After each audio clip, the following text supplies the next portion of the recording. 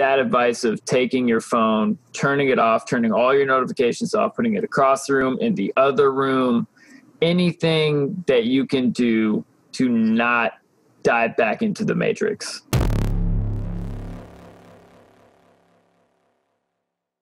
It's funny because in my past life, like I raced downhill mountain bikes for like 12 years. And my first addiction to flow state came from doing that, actually, you know, like it is very much the same in a very different way. Like when you're flowing, working on a song versus when you're flowing, riding down a trail, like the stranglehold of how fun and intrinsically motivating that has on your brain is just the same.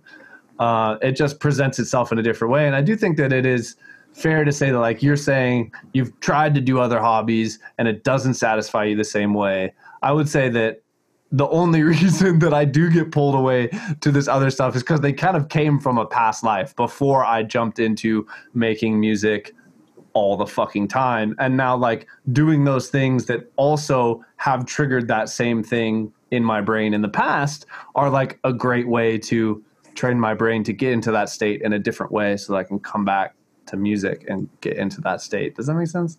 Totally. And I want to make a distinction here because I do appreciate other hobbies, and I've found over the years it's been things like weightlifting or jujitsu that give me that same feeling, much like mountain biking probably does for you, where it's like you have to focus at the task at hand. It's almost meditative in the sense that it pushes out all of these other thoughts from your head and you are absolutely present in the moment. Because if you're thinking about Ableton racks while you're like just about to stick the landing to this thing, you are screwed. You're gonna fuck your shit up, to put it lightly.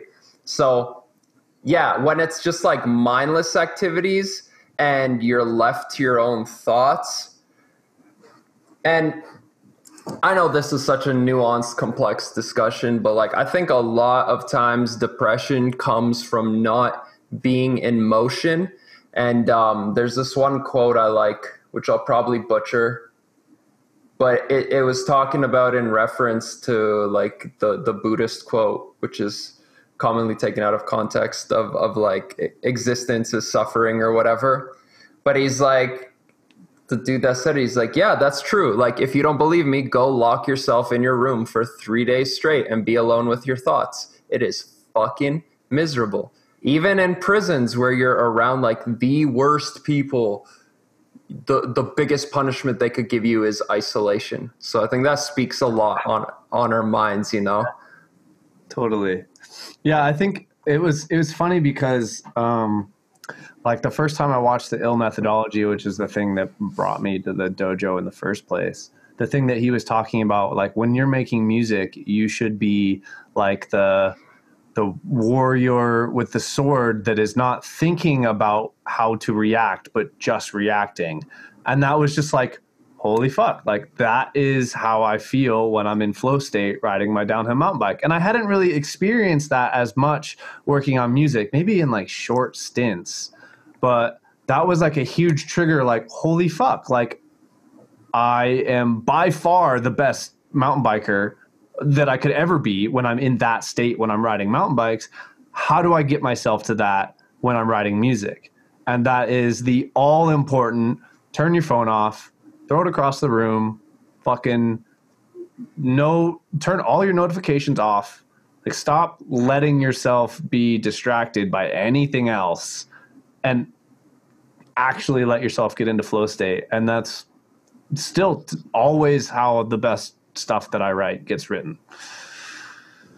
Yeah, that 100%. Seems to be a hallmark of flow state, is like that place that you choose to put yourself in where it's so like the consequences of distraction are so high. Like I used to ski, you're talking about downhill mountain bike racing, and there's so many other like physical, feats that people put themselves in. Like you mentioned jujitsu, Tesko, like if you're thinking about anything but how to not get choked, you're about to get choked. Mm-hmm. If you're thinking anything but like what does the next couple of turns on this bike really got to do, and where does this front tire need to go so that I don't end up flying down the mountain without that bike.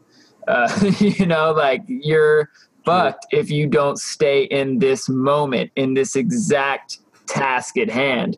And that might be a reason why it's a little more elusive to get into that flow state with music, because so much of our time is, there's no consequences, there's no dire circumstance that we're in when we're just chilling in the studio. Like, it's probably different on stage sometimes. We made that, we talked about on the Unk episode about that, where it's like if you're playing for like 9 people in an empty club, it's really easy to mess up on the DJ gear. But like all of a sudden when the house is packed and everybody's going crazy, it's just like you are so dialed in that those are the times you don't make any mistakes. Yeah, that's such a good point. I hadn't thought about that, because the stakes of distraction are so low when you're sitting at your computer. You let your guard down. You leave Facebook open in the background. You have Slack with notifications turned on, and then all of a sudden you hear that little ding, and you don't think it's a big deal. You're like, oh, someone hit me up. Like, I got to check what's going on. And then they're like, oh, hey, can you send me this thing? And you're like, oh yeah, it'll take me 30 seconds. And then you can't find it, or the file got deleted. And then you got to like do something else that takes 15 minutes. And then when you come back, you're like, oh, that didn't really hurt me that much. And then it did, though, because how long did it take you to get back into like, okay, what was I doing?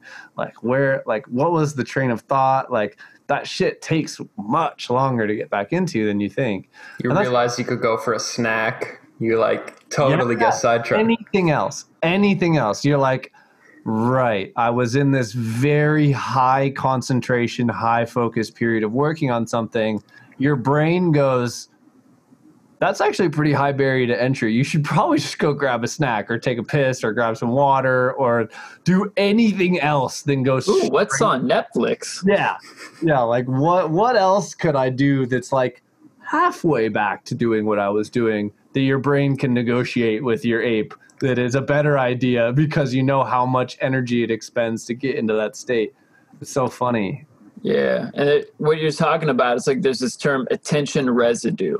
Like every time you have to switch attention to a new task, the old task holds on to part of your attention and like, sticks on like a residue. And then you're not really focused on the next thing you're doing because you're still thinking about how you got to get back to the other thing. And so it takes longer. And then you switch back again. And now that old thing is hooked onto you while you're trying to get back to your song. So yeah, that advice of taking your phone, turning it off, turning all your notifications off, putting it across the room, in the other room, anything that you can do to not dive back into the matrix. Yeah. Speaking of attention residue, there's a way to use that to your benefit also, I think. And that's why I really like what Sean Spiderhound talked about in his episode about, 10 minutes a day type thing. The things that you're doing consistently every day are leaving behind attention residue.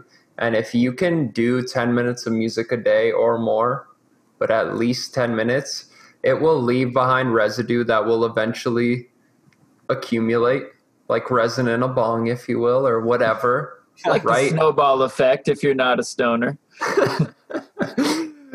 Right. You get all these little snowflakes that fall on top of each other. And at first, it just looks like one snowflake.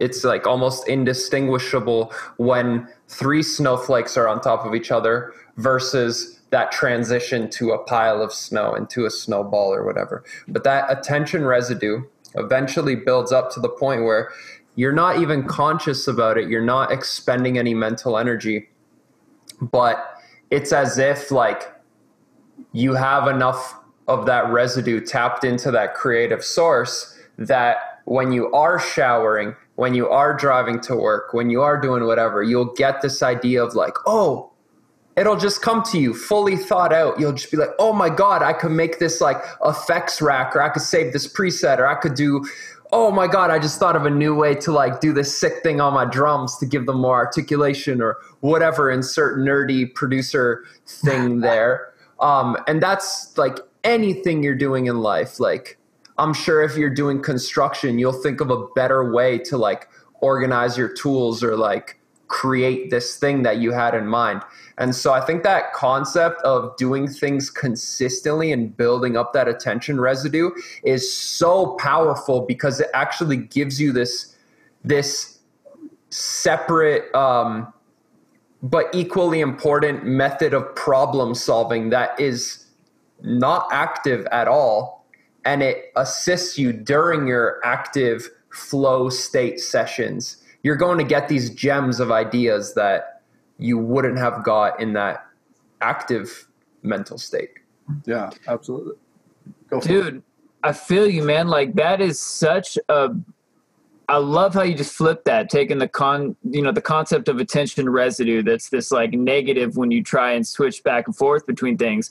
But if every day of your entire life, you have to switch to music at some point, that does build up. And I've noticed that since I went from, I'll try to get a couple of days on music this week to I'm going to do music every day this week. The amount of times that I've had that dope inspiration or that figure out how to solve the problem or that melody comes into my head from 2 weeks ago that I thought I had forgot or whatever, like those moments seem to happen so much more because my mind has to be in music every day. And it's weird to not think about music every day. It's like, it's completely come full circle.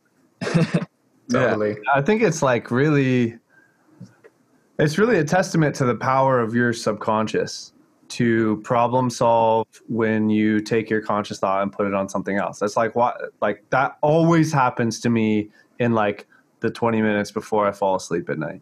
If I have something I've been like really focusing on and then I like lie down and go to sleep and I stop thinking about it, but it's something I've been thinking about a lot all day, my brain's like, hey, you know all those things that like you were letting get in the way of you solving the problem? Yeah, well, those are gone now. Here's the solution. Like, yes, oh, fuck, oh, I got to get out of bed and write this down, like you're basically what you were talking about by working on music daily. You're forcing your subconscious thought to be focused on that concept, on music, on the thing that you want your subconscious mind to be focusing on. Back when I was consumed by my project management job in construction, my subconscious thought was fully consumed by how to solve the problems in my work that I didn't give a fuck about. Like, I gave a fuck about it because it paid the bills, but realistically, I wish I could have thought about it zero. But all the epiphanies that I had during that period of my life were like, fucking stressed out trying to get these jobs to work, were all about how to fix things that were wrong in that thing, because all of my attention residue was coming from that thing. Now, when you flip it and you force yourself to be in music, like you were saying, thinking about this every day, it allows you to have the subconscious bandwidth to solve the problems that you actually want to fucking solve with your subconscious, because it is so powerful. Like, let your brain do the thinking that you don't have to consciously work through. There's so much power in that. Yeah, building that base code of what you really want to pay attention to by doing it every single day. Yeah. And I feel like it's useful for different reasons too. Like, you'll solve different types of problems that way, or you'll recognize different types of problems. It's like this serendipitous, instantaneous sort of like sometimes fully fleshed out thoughts or ideas that just sort of abstractly come to you. I like it. What's up, humans? It's Luke, your friendly neighborhood trap Jesus. Thank you so much for watching our videos. We appreciate you. Remember to like and subscribe to our channels. And if you have any questions or topics that we need to cover on the show, put them in the comments. Appreciate you. Peace and peace among worlds.